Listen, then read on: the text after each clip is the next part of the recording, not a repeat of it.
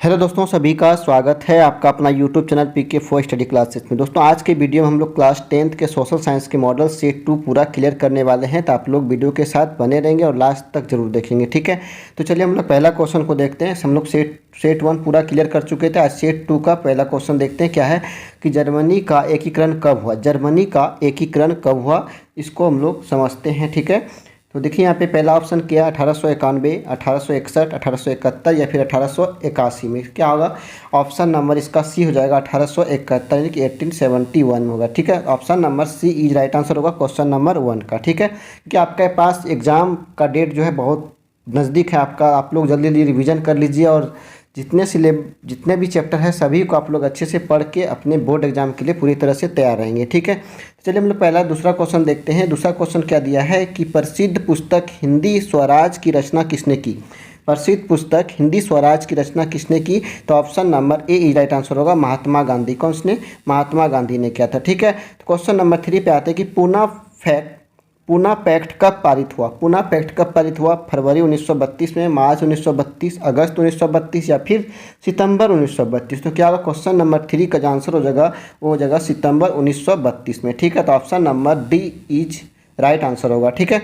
चलिए आगे बढ़ते हैं। क्वेश्चन नंबर 4 पे आते हैं कि अर्थशास्त्रियों ने अंतर्राष्ट्रीय आर्थिक विनिमय में किन गतियों या प्रवाहों का उल्लेख किया है।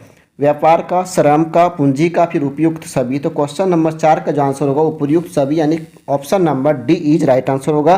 समझ में आ रहा है सभी को। वीडियो अच्छा लग रहा है तो लाइक शेयर एंड सब्सक्राइब जरूर करें, ठीक है। चलिए आगे बढ़ते हैं। क्वेश्चन नंबर 5 पे आते हैं। क्वेश्चन नंबर 5 क्या दिया है कि जाम्बर क्या था। जाम्बर क्या था, ईस्ट इंडिया कंपनी के पदाधिकारी थे या फिर जमींदार थे या फिर घरेलू नौकर थे या फिर पुराना और विश्वत कर्मचारी थे। तो क्या होगा, क्वेश्चन नंबर 5 का जो आंसर होगा option number D is right answer होगा पुराना और विश्वत कर्मचारी थे, ठीक है। चलिए आगे बढ़ते क्वेश्चन नंबर 6 पे आते हैं कि भारत में पहला कपड़ा मिल कब और कहाँ लगाया गया, ठीक है। भारत में पहला कपड़ा मिल कब और कहाँ लगा, कब, मुंबई में, अहमदाबाद में, कानपुर में, सूरत में। तो क्या होगा इसका आंसर जो क्वेश्चन नंबर 6 का जो आंसर होगा ना option number A is right answer होगा। 1854 ईस्वी में मुंबई में ये भारत के पहला कपड़ा मिल लगा था, ठीक है। तो आप लोग याद रखेंगे 1854 ईस्वी में, कहाँ पे, बम्बई में। और ये बहुत ही इंपॉर्टेंट क्वेश्चन है, आप लोग इसको ध्यान में रखेंगे। चलिए क्वेश्चन नंबर 7 पे आते कि वुड ब्लॉक छपाई की तकनीकी सबसे पहले कहाँ विकसित हुई। वुड ब्लॉक छपाई की तकनीक सबसे पहले कहाँ विकसित हुई, मिस्र में, भारत में, चीन में या फिर जापान में। तो क्या क्वेश्चन नंबर 7 का जो आंसर होगा ना वो होगा चीन में। कहाँ पे, चीन। Option number C is right answer होगा चीन, ठीक है। चलिए आगे बढ़ते हैं। क्वेश्चन नंबर 8 पे आते हैं कि कौन लॉ किस देश में पारित हुआ। कौन लॉ किस देश में पारित हुआ, ब्रिटेन में, अमेरिका में, फ्रांस में, जर्मनी में। तो क्या क्वेश्चन नंबर 8 का जो आंसर होगा ना वो होगा ब्रिटेन यानी कि option number A is right answer होगा क्वेश्चन नंबर 8 का, ठीक है। ब्रिटेन आप लोग याद रखेंगे कि कौन लॉ जो हुआ ना किस देश में, ब्रिटेन देश में लागू हुआ था, ठीक है। चलिए ब्रिटेन देश से पारित हुआ था। चलिए आगे बढ़ते हैं। क्वेश्चन नंबर 9 पे आते हैं कि लौह एवं रक्त नीति का प्रतिपादन किसने किया। लौह एवं रक्त नीति का जो प्रतिपादन किया वो कौन थे, हिटलर, मेजिनी, बिस्मार्क या फिर विलियम वन थे। कौन था, क्वेश्चन नंबर 9 का जो आंसर होगा option number C is right answer होगा बिस्मार्क, ठीक है। चलिए आगे बढ़ते हैं हम लोग क्वेश्चन नंबर 10 पे आते हैं। क्वेश्चन नंबर 10 में क्या दिया कि भारत में आर्थिक महामंदी का सबसे बुरा प्रभाव किस क्षेत्र पर पड़ा। भारत में आर्थिक महामंदी का सबसे बुरा प्रभाव जो पड़ा वो किस क्षेत्र पे पड़ा था, कृषि पे, व्यापार पे, नौकरी पेशा पे या फिर उद्योग पे। तो इसका आंसर हो जाएगा क्वेश्चन नंबर 10 का answer A is right answer होगा। जो इसका जो बुरा जो प्रभाव पड़ा था आर्थिक महामंदी पे तो ये कृषि पर पड़ा था। तो option number A is right answer हो जाएगा क्वेश्चन नंबर 10 का, ठीक है। चलिए आगे बढ़ते क्वेश्चन नंबर 11 पे आते हैं कि श्रीलंका में किस समुदाय ने प्रमुख बनाए रखने का प्रयास किया। श्रीलंका में किस समुदाय ने प्रमुख बनाए रखने का प्रयास किया, तमिल, सिंहली, ईसाई या फिर मुस्लिम। तो क्या होगा, क्वेश्चन नंबर 11 का जो आंसर होगा वो जगह बी सिंहली ने यानी कि option number B is right answer होगा, ठीक है। चलिए आगे बढ़ते क्वेश्चन नंबर 12 पे आते हैं यानी कि किस शासन व्यवस्था में सत्ता का केंद्र और राज्यों के बीच विभाजन होता है।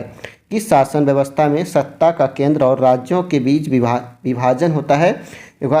एकात्मक शासन व्यवस्था, संघीय शासन व्यवस्था, साम्यवादी शासन व्यवस्था या फिर सामुदायिक शासन व्यवस्था। तो क्या होगा क्वेश्चन नंबर 12 का जो आंसर हो जाएगा option number B right answer होगा, संघीय शासन व्यवस्था। ठीक है, किसका होगा? संघीय शासन व्यवस्था का। चलिए आगे बढ़ते हैं, क्वेश्चन नंबर 13 पे आते हैं कि संविधान के किस अनुच्छेद के अंतर्गत अस्पृश्यता को निषेध किया गया? तो अनुच्छेद 15, अनुच्छेद 16, अनुच्छेद 17 या फिर अनुच्छेद 18।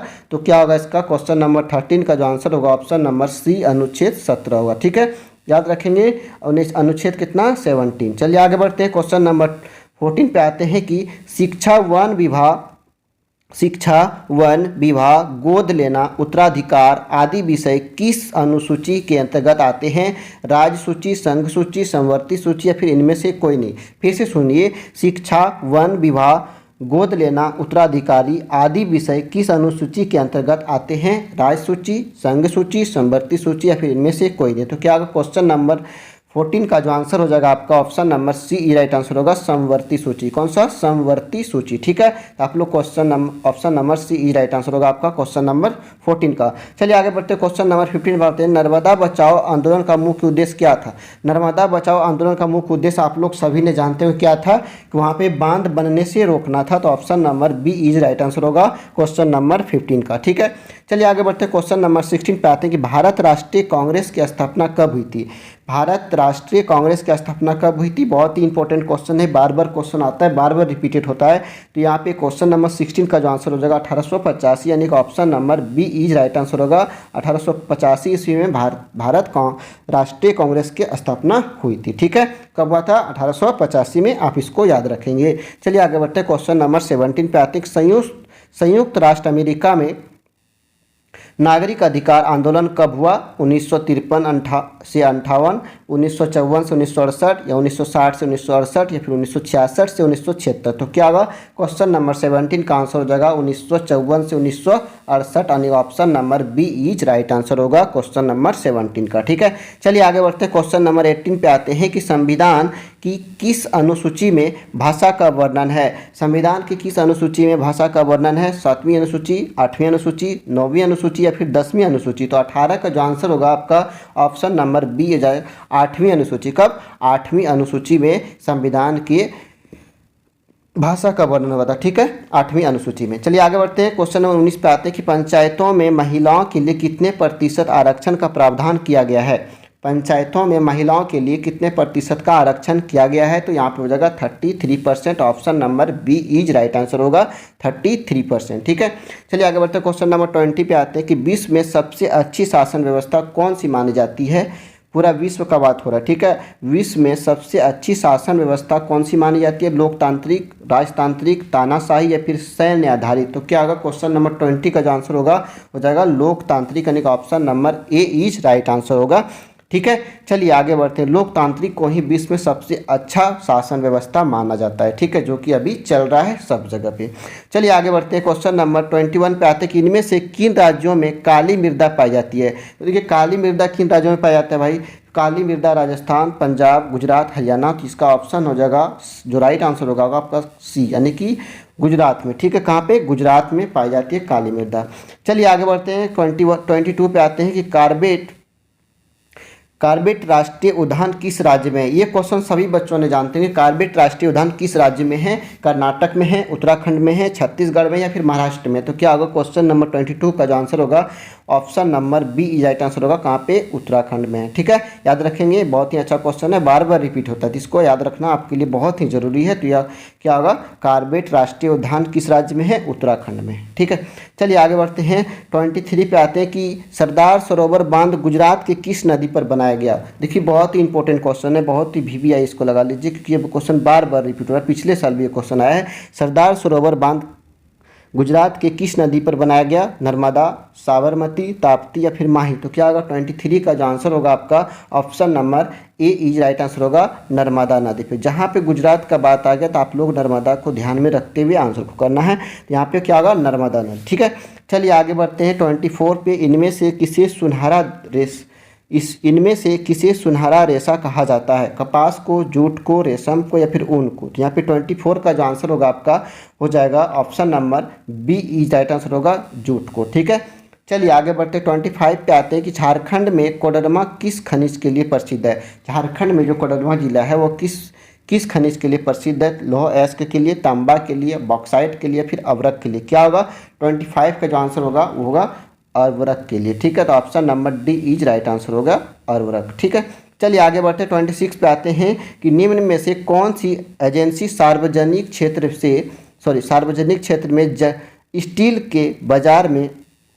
स्टील के बाजार में उपलब्ध कराती है।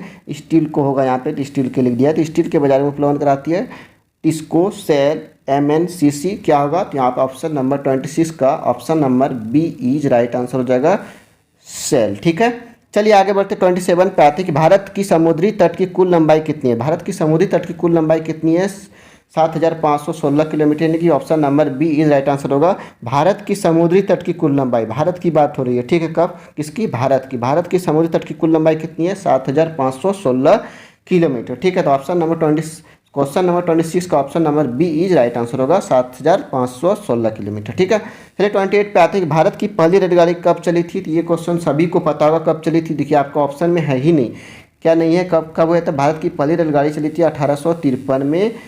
ठीक है, कोलकाता टू ठाणे से, ठीक है, 1853 में। चलिए आगे बढ़ते हैं क्वेश्चन नंबर 28 का आप लोग याद रखिए कब चली थी 1853 में। ठीक है, चलिए आगे बढ़ते हैं क्वेश्चन नंबर 29 पे आते हैं कि निम्न में से कौन परंपरागत ऊर्जा स्रोत के उदाहरण है। सौर ऊर्जा, पवन ऊर्जा, कोयला या फिर परमाणु ऊर्जा। देखिए परंपरागत सौर ऊर्जा तो ये भी है, ये भी है और ये भी है, तो ये कोयला जो है ये इसका जो आंसर होगा 29 का जो निम्न में से कौन परंपरागत सौर ऊर्जा स्रोत के उदाहरण है, तो यहाँ पे हो जाएगा ऊर्जा option number C right answer होगा कोयला। ठीक है, चलिए आगे बढ़ते हैं 30 नंबर पे आते हैं कि 1992 में पृथ्वी सम्मेलन किस देश में आयोजित किया गया था। 1992 में पृथ्वी सम्मेलन किस देश में आयोजित किया गया था। भारत, दक्षिण अफ्रीका, ब्राज़ील या फिर अमेरिका। तो 30 नंबर का जो आंसर होगा आपका option number C right answer होगा ब्राज़ील में। कहाँ पे, ब्राज़ील में। चलिए आगे बढ़ते हैं क्वेश्चन नंबर 31 पे आते हैं कि देश के विकास की तुलना करने का सबसे महत्वपूर्ण आधार क्या है। देशों के विकास की तुलना करने का सबसे महत्वपूर्ण आधार क्या है। जनसंख्या, औसत आय, उद्योग या फिर तकनीकी। तो क्या होगा 31 का जो आंसर होगा आपका option number B is right answer होगा औसत आय। क्या होगा, औसत आय। ठीक है, देखिए औसत आय की 32, देखिए औसत आय को डैश रूप में माना जाता है। क्या, राष्ट्रीय आय, कुल आय, प्रति व्यक्ति आय, फिर मानव विकास सूचकांक। तो क्या होगा इसमें औसत आय को क्या निकलती है यहाँ पे 32 का जो आंसर होगा आपका ना होगा ऑप्शन नंबर सी आय, प्रति व्यक्ति आय होगा। ठीक है, प्रति व्यक्ति आय के रूप में जाना जाता है। औसत आय को प्रति व्यक्ति आय के रूप में जाना जाता है। तो option number C is right answer हो गया। ठीक है, चलिए आगे बढ़ते हैं 33 पे आते हैं कि सेवा क्षेत्र में किस तरह की गतिविधियां शामिल है। सेवा क्षेत्र में किस तरह की गतिविधियां, डेयरी, कृषि, डेयरी, वानिकी, चीनी, गुड़ और ईंट बनाना, परिवहन, संचार और बैंकिंग, या इनमें से कोई नहीं। 33 का जो आंसर होगा option number C right answer होगा परिवहन, संचार और बैंकिंग। ठीक है, चलिए आगे बढ़ते 34 पे आते हैं कि जीवन बीमा की गतिविधि है। जीवन बीमा की गतिविधि है प्राथमिक, द्वितीयक, तृतीयक या चतुर्थ। यहाँ पर हो जाएगा option number C right answer होगा तृतीयक। ठीक है, याद रखेंगे जीवन बीमा की गतिविधि क्या है, तृतीयक है। तो option number C is right answer होगा 34 का।